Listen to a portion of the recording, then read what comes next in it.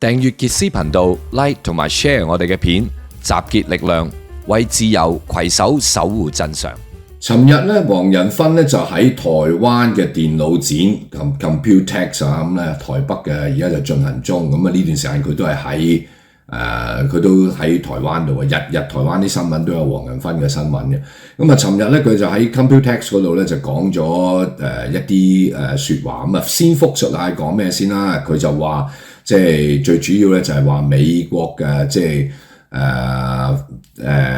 限制向呢個中國咧銷售先進嘅晶片嘅出口管制咧，就即係最終咧都係會失敗嘅。佢話因為呢啲限制咧，反而係會激勵咗北京咧更加迅速咁樣去推進自身嘅人工智能技術發展。咁佢話過去4年嚟咧，由於呢一啲嘅出口限制咧。咁啊，輝達已經失去咗部分市場嘅份額，咁啊被中國競爭嘅對手咧就係搶佔，咁啊從以前嘅大概咧佔即係喺拜登執政初期嘅差唔多95% 嘅市場佔有率咧，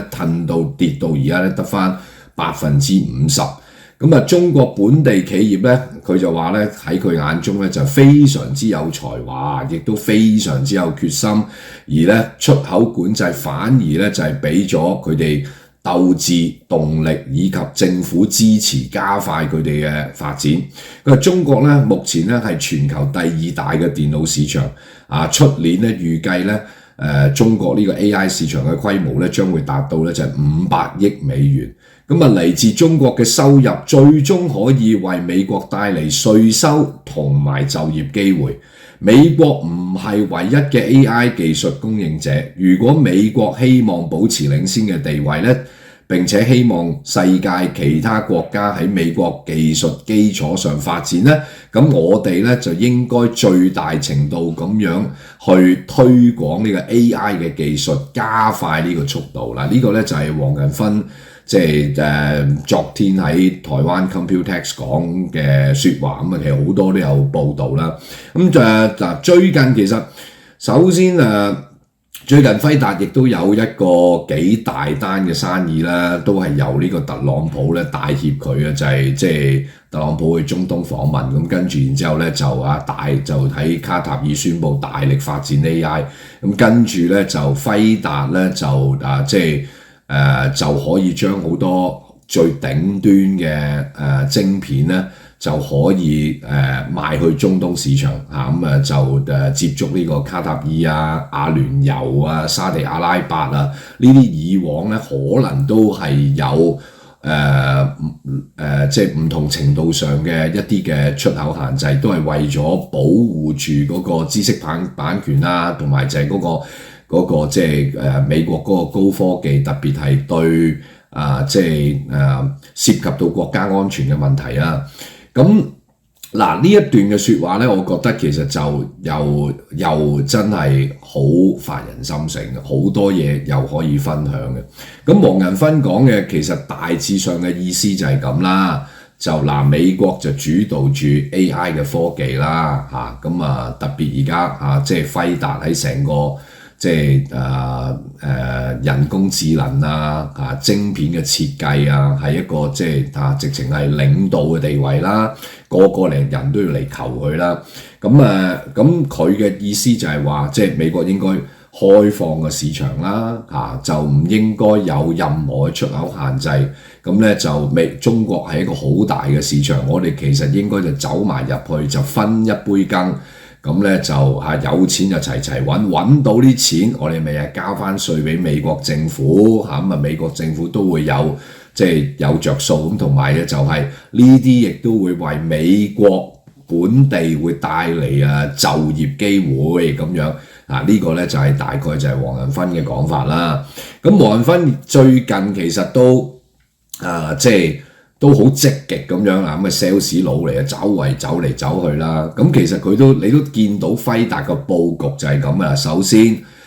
就去氹咗老人家特朗普就俾個開心佢未來幾年都會有幾千億嘅投資，咁咧就其實就掕埋呢個鴻海集團啦，楞埋呢個台積電等等啦，咁咧就喺美國設廠，咁輝達做設計，跟住然之後咧嗰啲生產咧 mass production 咧就喺美國做，呢個就係未來嘅藍圖啦，做到先再講啦，就係一個海市蜃樓嚟嘅。咁但係另外咧就亦都見到佢啦，但脫下佢嘅皮褸，着翻套西裝咁去北京咁見何立峰，跟住最重要一樣嘢就係稍後亦都宣布咗，就係喺上海咧輝達咧係會做一個研發中心啦。呢個研發中心就可圈可點啦。呢個研發中心就係佢都有講過，就係只係研發嘅啫，乜都唔做嘅。即係我哋唔會我哋唔會諗住做大量嘅生產啊，或者係點樣啊。咁其實就好簡單即係呢個我以前都講過，遲早都會做，就係避開晒所有嗰啲即係而家透過美國商務局嘅出口限制啊，或者就係美國保護 AI 個科技嘅所有嗰啲嘅法律啊。咁然之後輝達亦都喺大陸有公司，咁直情開一個叫研發中心。總之就表面上就係即係雙方嘅合作啦，然之後就做研發啦。但係其實唔會有，其實未來都唔會有，就算有嘢研發到出嚟都唔會好有透明度咁樣透露晒俾個市場㗎啦。咁然之後，總之呢啲嘢咧，總之咧就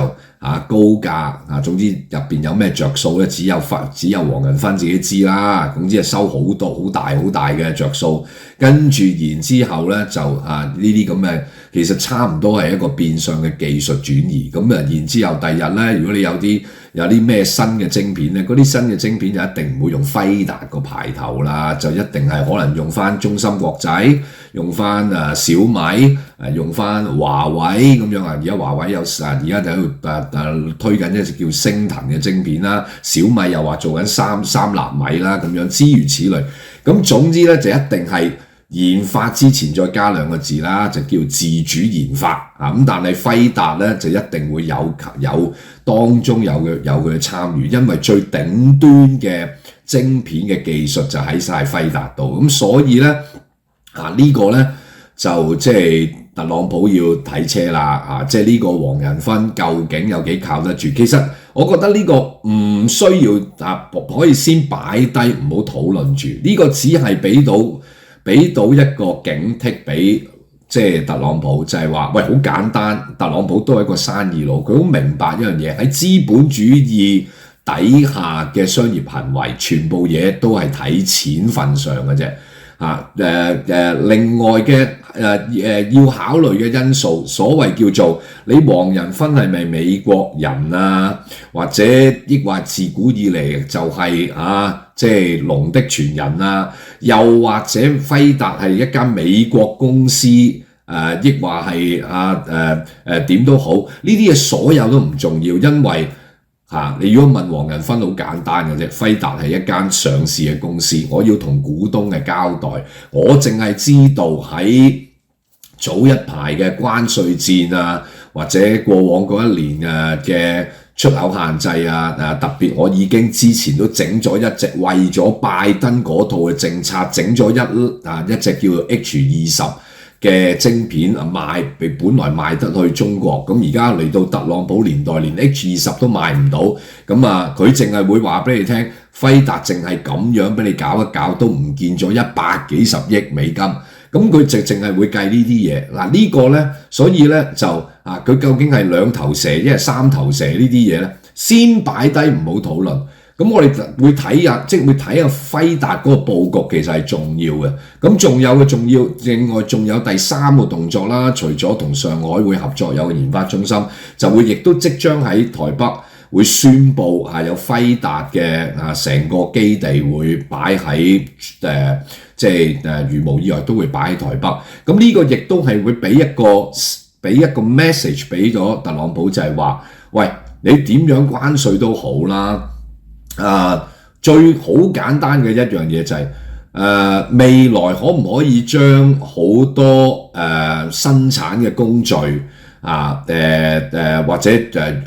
完全100% made in USA 嗰啲已經係未來嘅嘢，但係目前亦都要揾飯食，都係市場導向你點講都好，台灣或者甚至走入去中國，喺好多生產嘅元素裏邊都係即係實際好多，或者仲有嘅就係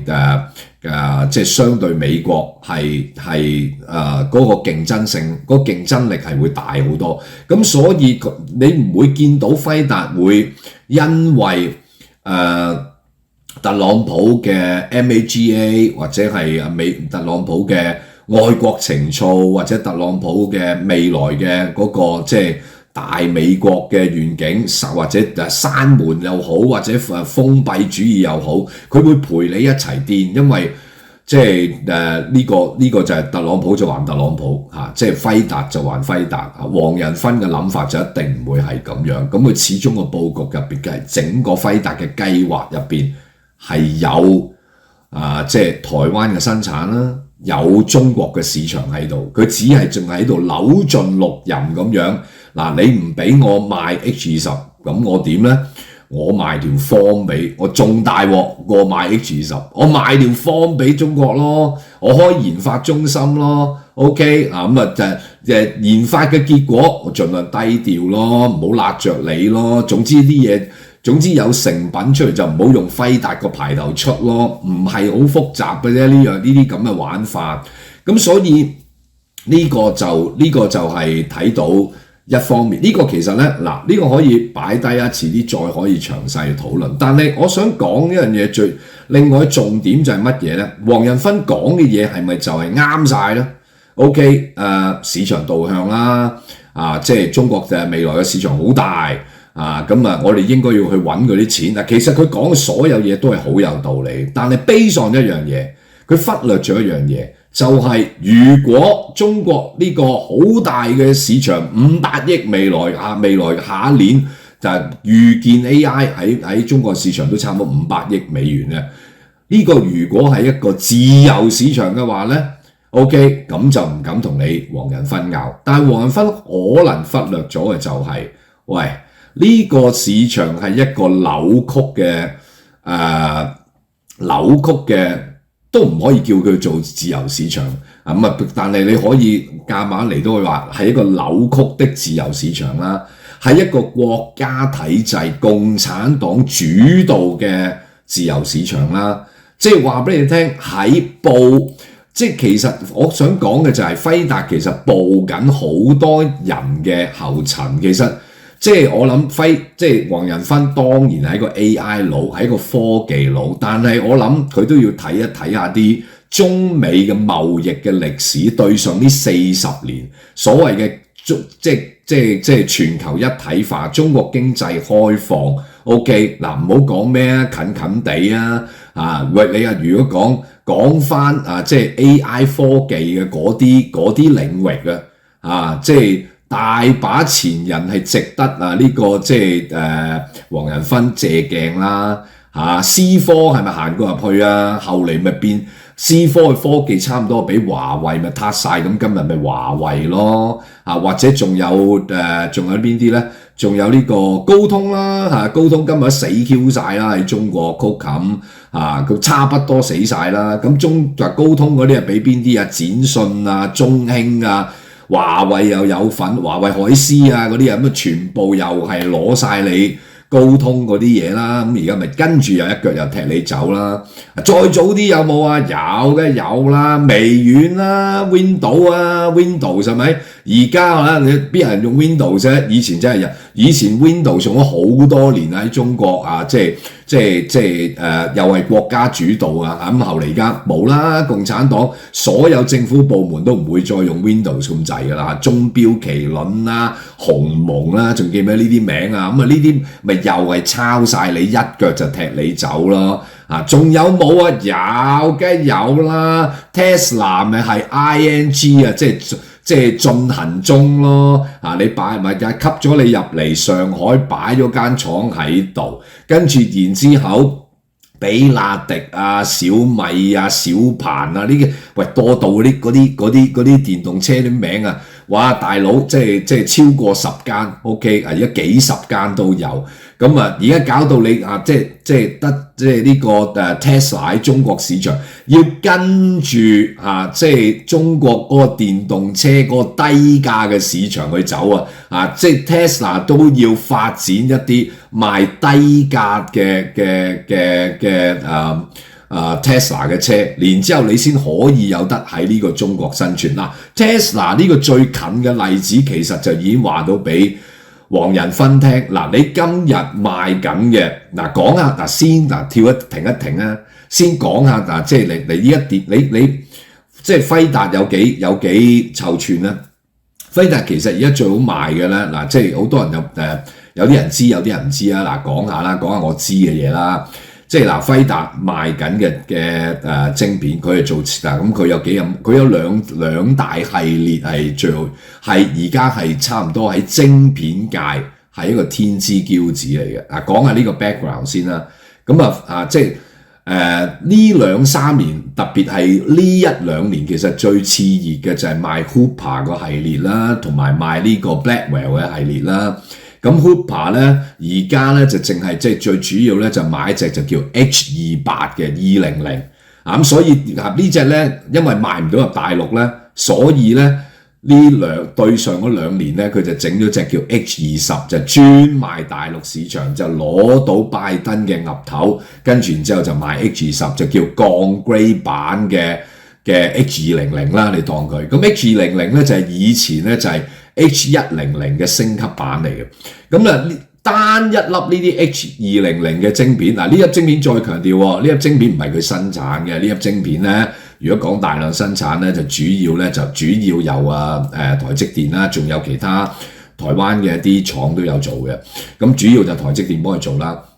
咁佢就係做個設計啦，佢最巴閉嘅就係佢 create 出嚟噶嘛呢粒嘢。咁你單一粒晶片啊，咩概念嚟嘅咧？今日好多人都未必知嘅，有啲如果玩開電腦嗰啲人就知啦。咁當大家唔知講下先啦。咁 H200大概呢一粒嘅晶片咧，睇你有唔同嘅 level 啦，電腦好鬼複雜。咁大概咧一粒晶片嘅概念係2萬到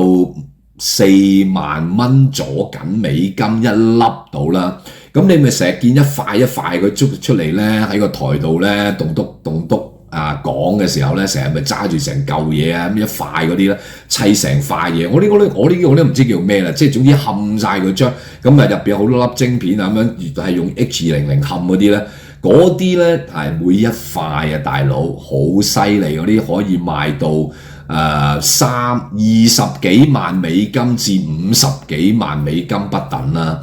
咁然之後仲有另一個系列 Blackwell， 亦都係有一隻就叫 B200啦。而家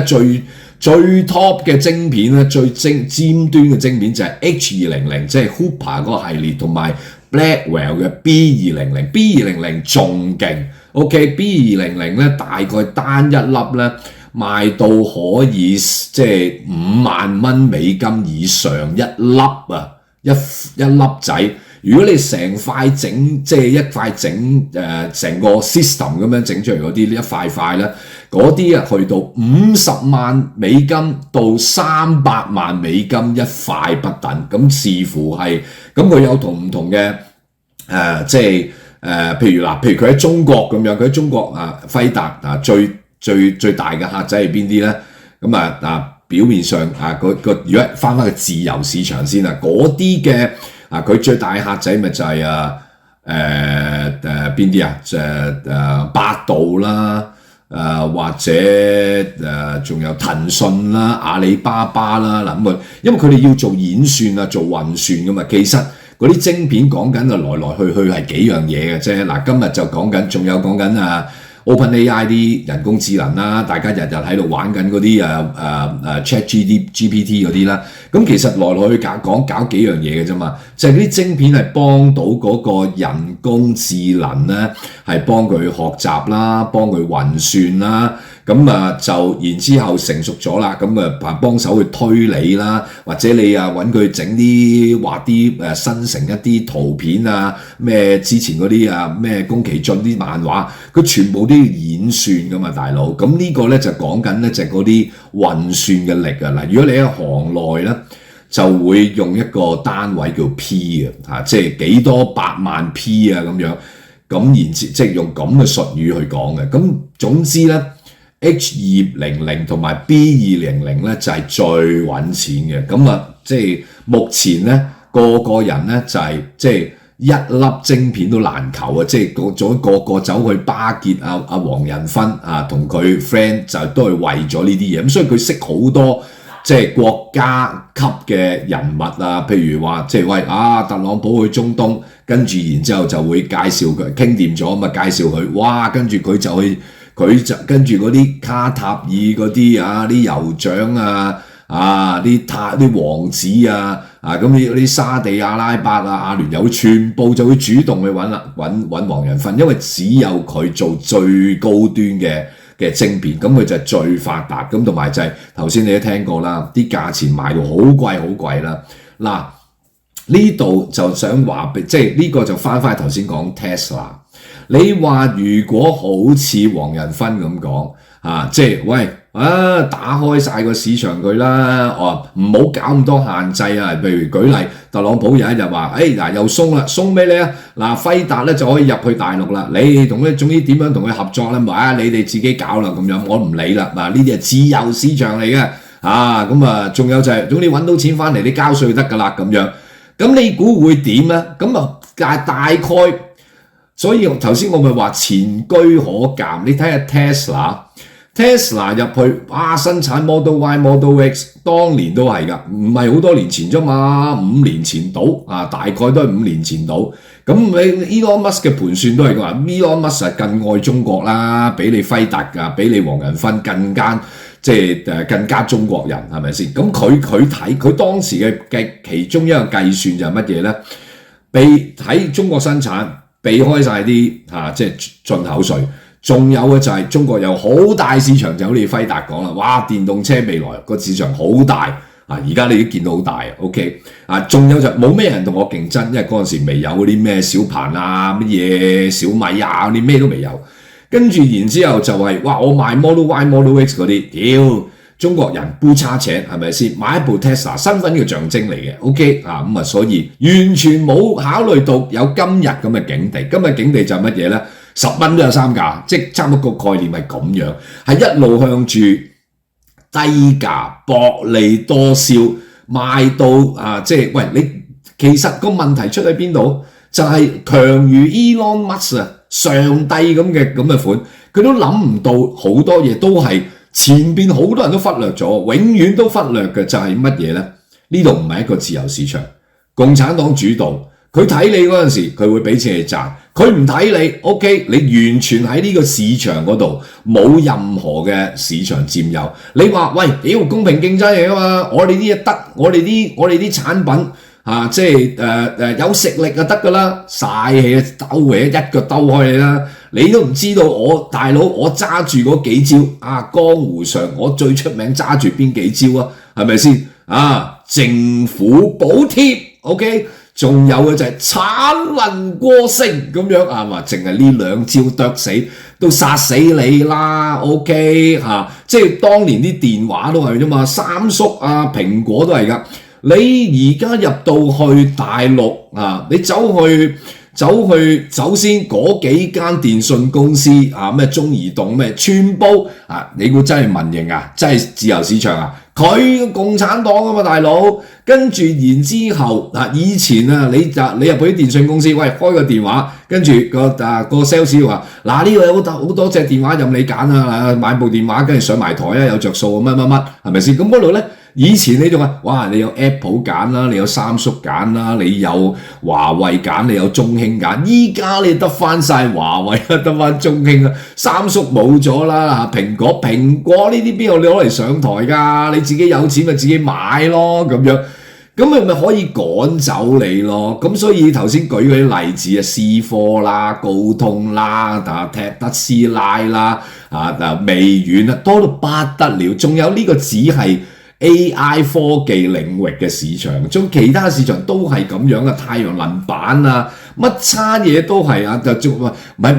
再低端度超級市場啦。而家講市場係咪先？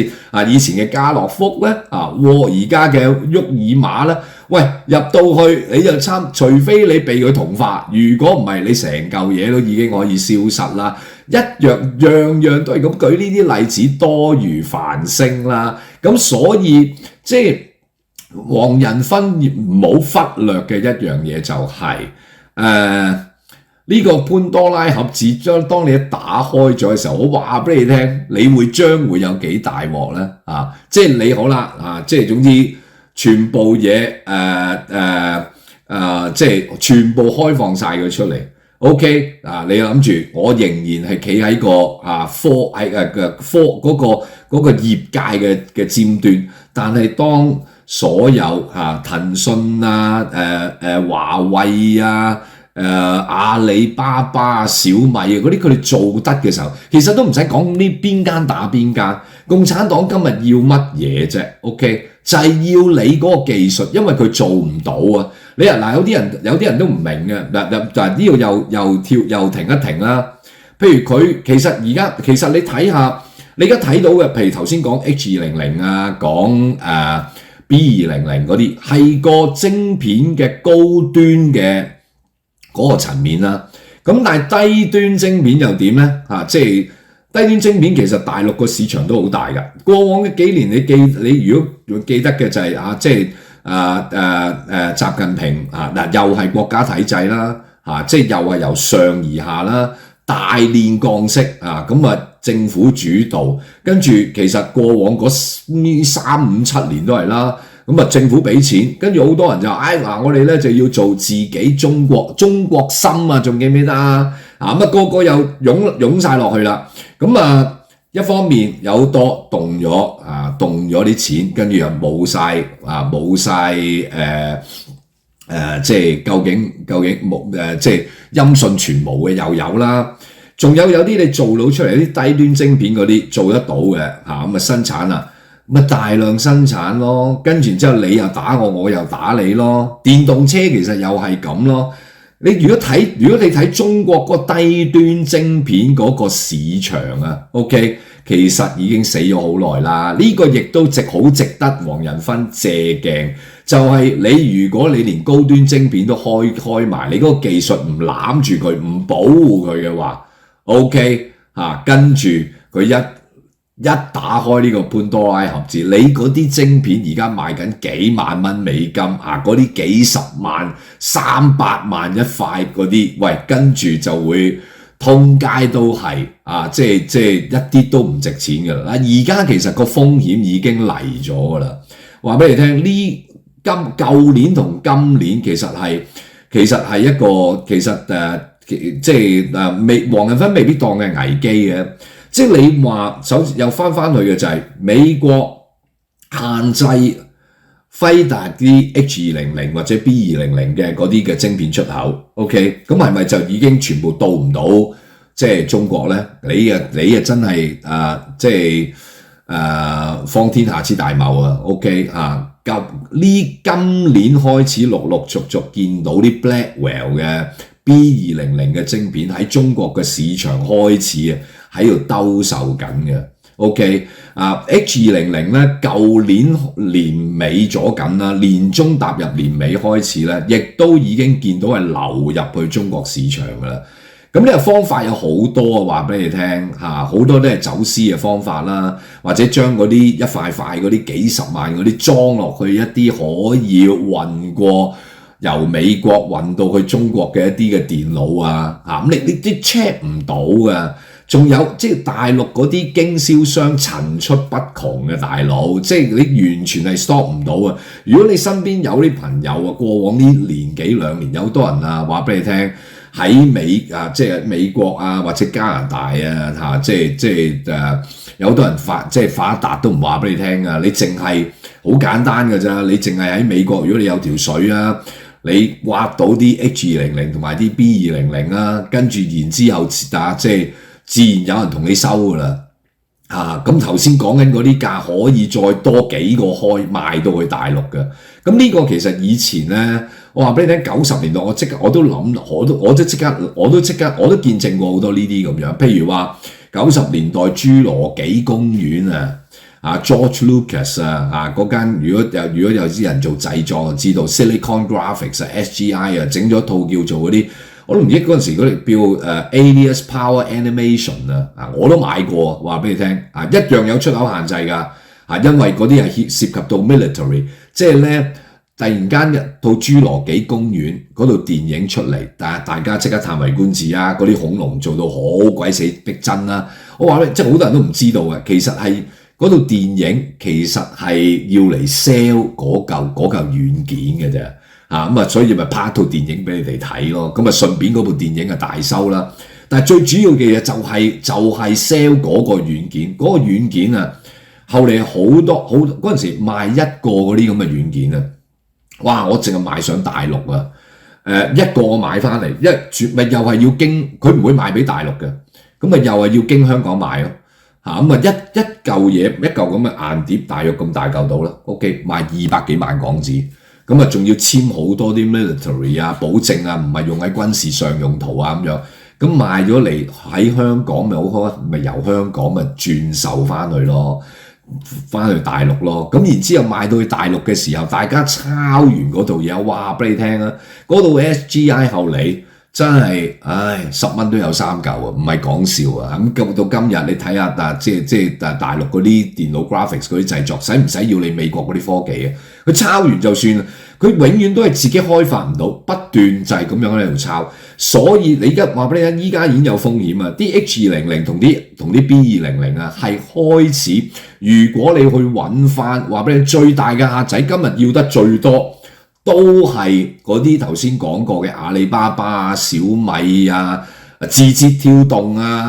等等呢啲人買最多嘅咁佢哋買翻佢哋買咗咪好低調，咪喺大陸去用咯。咁用嘅有幾樣嘢，第一佢繼續發展佢嘅業務啦，因為佢都要運算噶嘛，繼續要去做。你話喂，佢可唔可以用嗰啲低端晶片去一粒一粒？我做唔到你嗰啲高端啦，我用嗰啲一粒一粒啦。好簡單嘅啫。你都得㗎咁首先就係如果你華為咁樣，我唔整呢啲3納米啦 ，OK？ 點解要整到咁細粒啫？或者點解要整到佢變1粒啫？我用好多粒低端嗰啲，譬如以前輝達都有啲 A100㗎嗰啲而家冇出㗎啦但係我 A100而家大陸都可以抄晒咁滯啦，都可以生產到嘅，中芯國際應該都做到。咁但係咧，你個問題係乜嘢咧？首先你就會用咗好多粒晶片。佢可能用1粒，你用咗好多粒。咁你話我用好多粒，我杯叉扯有咩擔心先？有擔心嘅，因為喺個運算嘅時候咧，你晶片多咧，你會有短板嘅風險嘅因為你一粒晶片過一粒晶片咧，大概咁嘅概念。人哋一粒晶片做晒，短板嘅機會咪會低咯。咁你咪所以你嗰啲產品就會唔穩定咯，即係或者複雜嘅嘢又運算又可能個速度唔夠快咯。今日就係講呢啲嘅咋，講個運算嘅能力啦，講個容量啦等等呢啲嘢。咁所以佢一定要去住即係尤其是係去到已經 AI 機械人人工智能嗰個晶片就好緊要。咁呢啲嘢就好值錢。咁但係問題嘅就係共產黨攞咗你套技術之後。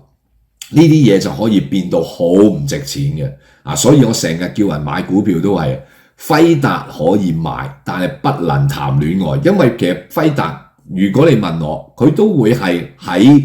3年之間，可能佢都會係步其他頭先講嘅思科、高通、微軟、特斯拉呢啲嘅後塵，佢生產出嚟嘅今日嘅產品好值錢。但係3年之後，佢可以一下就變到好唔值錢。其實嗰啲嘢係好 bubble 嘅呢啲以往係發生過好多嘅。譬如話頭先講 SGI 嗰啲軟件啦，或者仲有以前日本仔嗰陣時 Sony 嗰啲20-30萬嘅 Betacam D2 嗰啲嚟拍嘢嘅 cam 啦你一入晒去大陸同你買好多㗎，買好開心㗎嗰陣時你問呢啲前人個個都會同你講。大陸市場真係好大，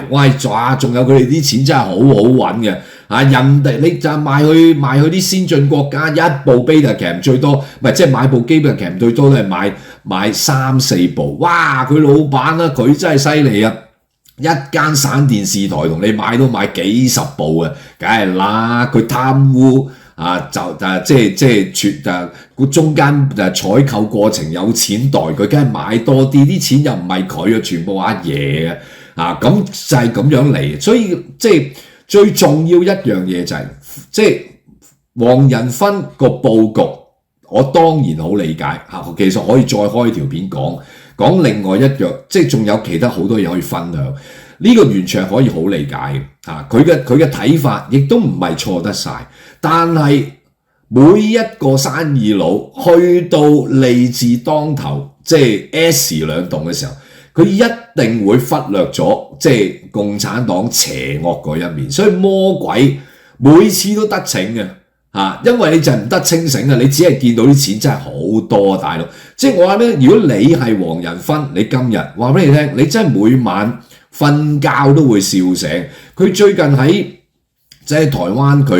你見到佢講嘢，佢一啲都唔 humble 黃仁勳。譬如佢爸爸媽媽都去埋台灣一齊陪佢玩啦，順便咁呢段時間喺台灣。咁有一次我記得記者搏咪，佢食完夜晚飯出嚟嗰啲有啲咩兆元宴即係食咗好多餐，即係總之全部都勁人嚟包括阿張忠謀嗰啲好多，全部啲勁人要陪佢食飯。咁佢就食完飯出嚟，記者搏佢咪，佢就話佢用英文講，佢話即係話爸爸媽媽嚟咗㗎。